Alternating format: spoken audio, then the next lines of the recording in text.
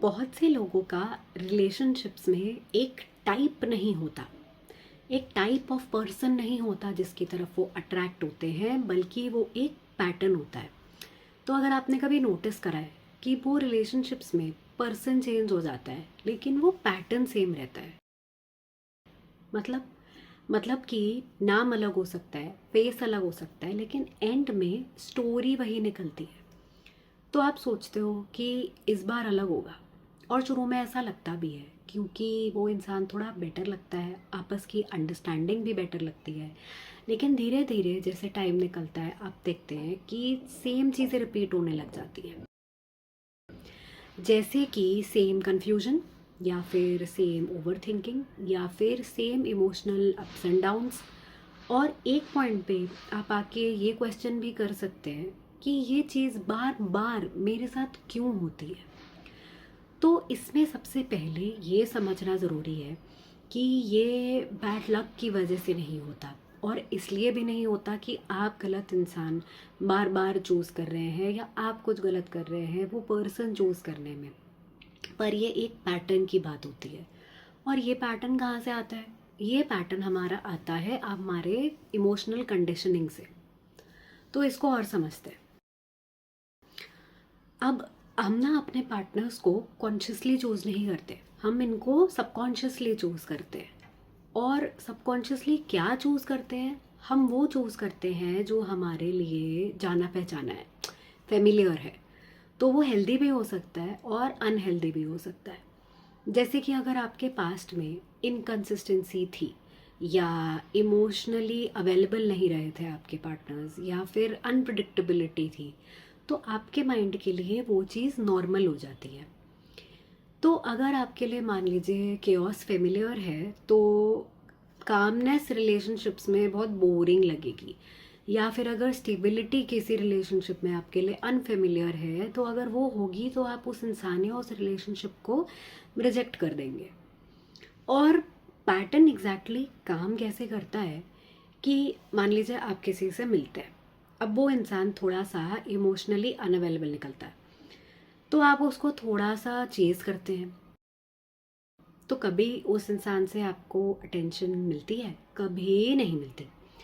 और ये जो कभी अटेंशन मिल रही है कभी नहीं मिल रही है, इसकी वजह से एक एडिक्शन सी क्रिएट हो जाती है, जिसको साइकोलॉजी में इंटरमिटेंट रीइंफोर्समेंट कहा जाता है। ये बेसिकली वही सेम मैकेनिज्म होता है जो किसी भी तरीके की और एडिक्शन में होता है, जैसे गैम्बलिंग हो या और कोई भी तरीके की एडिक्शन हो। तो आपको लगता है कि मुझे ये पर्सन पसंद है, मुझे ये इंसान अच्छा लगता है, मुझे इससे फीलिंग्स है, इससे प्यार है। लेकिन एक्चुअली आपको वो इमोशनल पैटर्न पसंद होता है। तो आपको उसकी आदत हो चुकी होती है। और सबसे बुरा उसमें ये होता है कि ये सब चीज़ को हम केमिस्ट्री समझते हैं। तो जैसे मैं आपको एक एग्जांपल देती हूँ। एक बार मुझे एक लड़की ने बोला कि मेरे जो पार्टनर है वो बहुत कंफ्यूजिंग है, कभी वो बहुत केयरिंग होते हैं, कभी बिल्कुल ही डिस्टेंट होते हैं। तो मैंने उनसे पूछा कि आपको इनमें अच्छा क्या लगता है?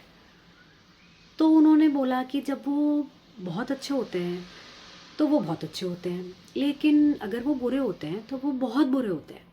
और यही पैटर्न होता है, क्योंकि इसकी वजह से हमें ये समझ में आता है कि वो इस चीज़ पे ध्यान नहीं दे पा रही है कि जब वो उनके साथ बुरे हैं, जब चीज़ें ठीक नहीं है, वो उनके साथ तब कैसे बिहेव कर रहे हैं। उनका फोकस सिर्फ इसी चीज़ पे रहता है कि जब वो अच्छे होते हैं तो कैसे होते हैं।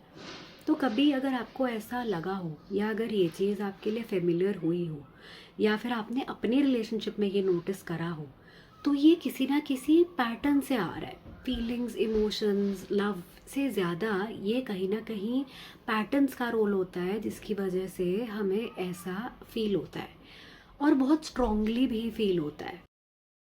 पैटर्न को समझने के बाद भी ऐसा हो सकता है दैट आपको ये बार बार एक्सपीरियंस होता है कि आप उसी तरीके के पर्सन से अट्रैक्ट होते हैं, या फिर उसी इंसान के पास वापस जाते रहते हैं, और फिर आप खुद को जज करना शुरू कर देते हैं कि why am I like this, मैं ऐसी पर्सन क्यों हूँ, या मैं ऐसा पर्सन क्यों हूँ, मैं मूव ऑन क्यों नहीं कर पा रहा हूँ, या फिर मुझे पता है कि ये गलत है उसके बावजूद इस पर्सन के पास I am returning again and again.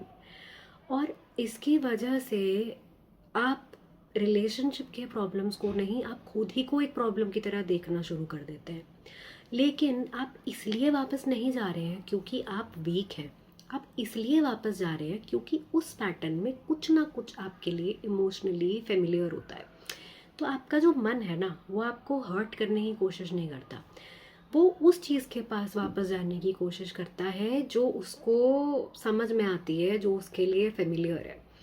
तो बहुत बार ऐसा होता है कि आप उस पर्सन से अटैच नहीं होते, आप उस चीज़ से अटैच्ड होते हैं जो एक वो फीलिंग होती है जो एक कुछ कुछ मोमेंट्स में आपको उनके साथ फील हुई, या वो जैसा आपको खुद के बारे में फील कराते हैं, या फिर जो शुरू में आपने उनके बारे में सोचा था उस चीज़ से आप अटैच हो जाते हैं। और फिर आपको लगता है कि कहीं ना कहीं शायद things will go back to that, वैसे ही हो जाएंगी चीज़ें, काश वैसी हो जाए चीज़ें। और बार बार इसी होप में हम बहुत कुछ गलत बर्दाश्त कर लेते हैं, लेकिन उसमें हम रियलिटी पे फोकस नहीं करते, हम पोटेंशियल पे फोकस करते हैं।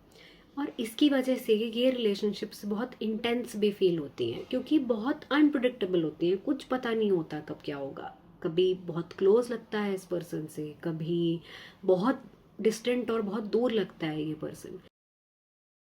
लेकिन इस ही पास होना और दूर होना और इस ही पुश एंड पुल बिहेवियर की वजह से आपके लिए इमोशंस भी बहुत ज़्यादा हाई एंड लो होते हैं, जिसकी वजह से ये चीज़ आपके ब्रेन को लव लगने लगती है। लेकिन इंटेंसिटी ही खाली कनेक्शन नहीं होता, ज़्यादातर वो कन्फ्यूजन होता है। तो आप इन सिचुएशंस में ये नोटिस करिए कि अगर मुझे किसी की तरफ बहुत स्ट्रांगली अट्रैक्शन होती है तो क्या वो इसलिए होती है क्योंकि मुझे इस इंसान के साथ सेफ फील होता है, या इसलिए होती है क्योंकि मुझे बहुत एंग्जाइटी होती है, बहुत बेचैनी होती है इस पर्सन के आसपास। और अगर आपको ये पैटर्न ब्रेक करना है तो एक सिंपल सा क्वेश्चन आप पूछना शुरू करें, जैसे कि इस रिलेशनशिप में मुझे ये चीज़ फेमिलियर लग रही है या हेल्दी लग रही है, बिकॉज दोनों चीज़ सेम नहीं होती। हेल्दी रिलेशनशिप्स ज़रूरी नहीं कि हर समय बोरिंग हो या फिर हर समय ड्रामा हो, लेकिन बहुत बार हमारा माइंड ड्रामा को लव समझने लगता है। और बहुत बार ऐसा होता है कि जिस रिलेशनशिप को हम छोड़ नहीं पा रहे होते, वो इसलिए नहीं होता क्योंकि वो रिलेशनशिप स्ट्रांग है, बट इसलिए होता है क्योंकि उस रिलेशनशिप में हमें सबसे ज़्यादा कन्फ्यूजन होती है।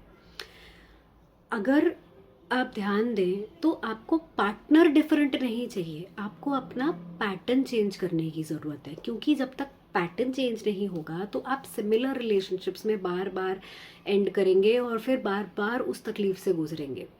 तो इसलिए पार्टनर चेंज करने से कुछ नहीं बदलेगा, पैटर्न्स को नोटिस करना इम्पॉर्टेंट है, क्योंकि वहीं से आप अपनी लाइफ में किसी भी तरीके का असली चेंज ला सकते हैं।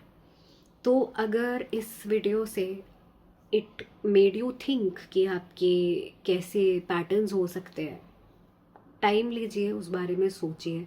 And if you want to understand इस बारे में और ज़्यादा, तो I also work with individuals on breaking these patterns. और ये आपकी लाइफ का एक बहुत ही इंपॉर्टेंट हिस्सा है जो आपके लाइफ के बाकी सारी एरियाज़ को इम्पैक्ट करता है। तो इस एरिया के बारे में टाइम निकाल के प्लीज़ ध्यान से सोचिए। Thank you.